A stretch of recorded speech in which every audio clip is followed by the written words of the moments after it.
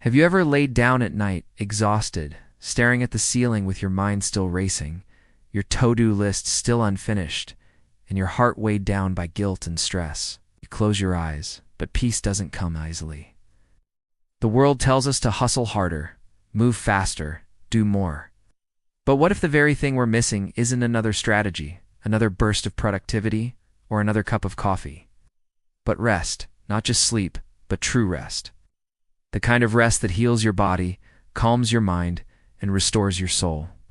Today I want to share with you the secret that God has been whispering from the beginning of creation, how to live from a place of peace by resting in Him. And before we end, I want to challenge you to embrace this gift in your own life starting today. Think about this. After 6 days of speaking galaxies into existence, painting the skies with stars, filling the oceans with life, and breathing humanity into being, God Himself rested. Genesis tells us that on the seventh day, God had finished all the work He had been doing. So on the seventh day, He rested from all His work. The Creator of the universe chose rest. Why do we act as though we can live without it? Rest isn't laziness. It's sacred. It's designed by God.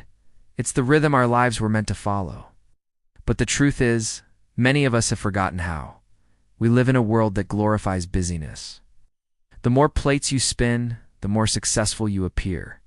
Yet behind the smiles, many are anxious, restless, and spiritually empty.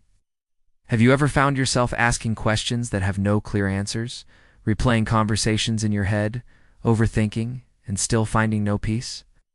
That's the cry of a soul that needs time with God. And here's the beautiful thing. He invites us to come, to sit, to read, to worship, to listen, to be still.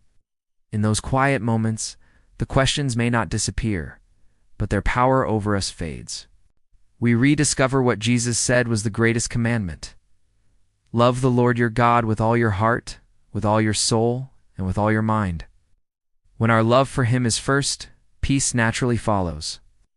Even Jesus, during His ministry on earth, faced relentless pressure.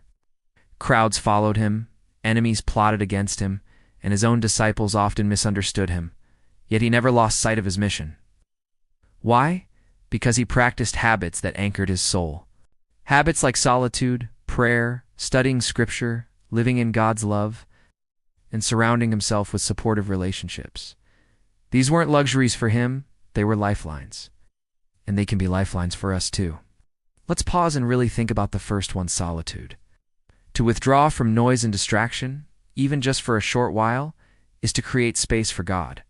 Solitude doesn't happen by accident. You won't wake up one day with your calendar magically cleared. It takes intention. It takes planning. But when you give yourself that time with God, something shifts.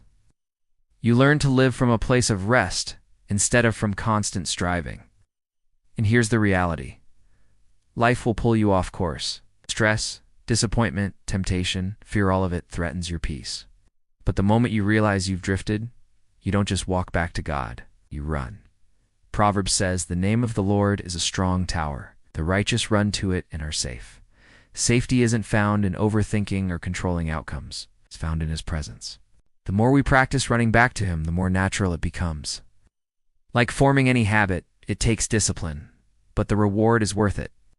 Imagine waking up each day with a calm heart, a steady mind, and a joy that can't be shaken. That's what God promises when we abide in Him. Think of Philippians. I can do all things through Christ who strengthens me. Not through caffeine, not through sheer willpower, but through Christ. True strength flows out of rest, not exhaustion. Isaiah reminds us of God's promise. When you pass through the waters, I will be with you. When you pass through the rivers, they will not sweep over you. When you walk through the fire, you will not be burned. Notice He doesn't say, you'll avoid the waters or the fire. He says He'll be with you through them. It's rest. It's peace. The absence of trouble, but the presence of God in the middle of it. And here's something powerful. You don't have to go far to find Him. You don't need a mountain retreat, a monastery, or a vacation. God is with you right where you are, in your living room, at your desk, in your car. He is your sanctuary. You can stop right now, close your eyes, and whisper, "Be still and know that I am God." That verse from Psalm 46:10 isn't just poetry. It's an invitation to pause, to breathe, to remember who holds your life together. Jesus himself modeled this. He often withdrew from the crowds to be alone with his Father, not because he was weak, but because he was wise.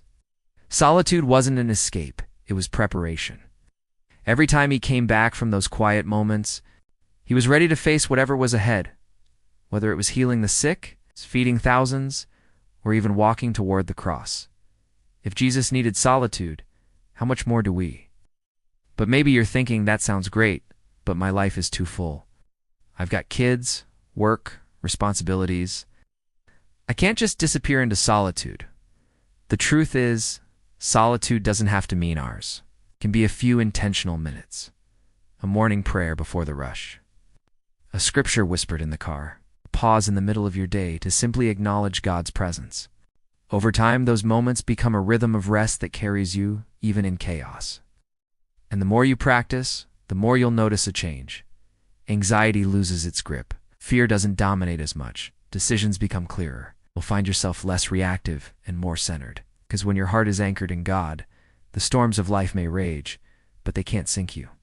That's what Jesus offers, a peace that surpasses understanding, a rest the world cannot give. Let me ask you, when was the last time you truly rested in Him?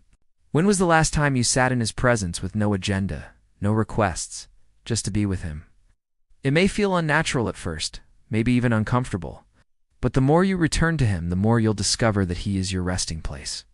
And once you've tasted that peace, you won't want to live without it. The Bible tells us, you will keep in perfect peace him whose mind is steadfast because he trusts in you. Do you hear that? Perfect peace. Not temporary, not conditional, but perfect. And it's available to you right now. Not after you finish your tasks, not once life calms down, but here in this very moment. All you need to do is turn to Him. And maybe like me, you've struggled to protect those moments of solitude. Maybe every time you try, distractions come rushing in. Let this be your prayer today. Lord, protect my time with you. Guard my solitude. Teach me to rest in you. Because rest isn't optional. It's God's design. It's how He renews us, strengthens us, and prepares us for what's ahead. Imagine if we all lived this way. Imagine leaders who led from rest instead of exhaustion. Parents who parented from peace instead of frustration. Workers who worked from trust instead of striving. Entire communities centered on God's presence. That's what happens when we return to Him again and again. So here's my invitation for you. Don't wait for the perfect moment. Start today. Take a few minutes to sit with God, even if it feels small. Whisper His name. Read His word. Be still. And as you practice, you'll discover the truth He was there all along. Waiting for you, ready to fill you with peace that nothing else can offer. My friend, the world will always tell you to do more, to achieve more, to keep going. But God says, stop, rest, be still. Know that I am God. And in that stillness, you will find the life you've been searching for all along. If this message spoke to you today, don't keep it to yourself. Share it with someone who needs peace. And if you want more encouragement, more truth, and more reminders to live from a place of rest in God, then subscribe, like, and share this message. Let's spread this hope together, because someone you know is desperately waiting to hear it. So go ahead, take that step, and join this journey of resting in Him.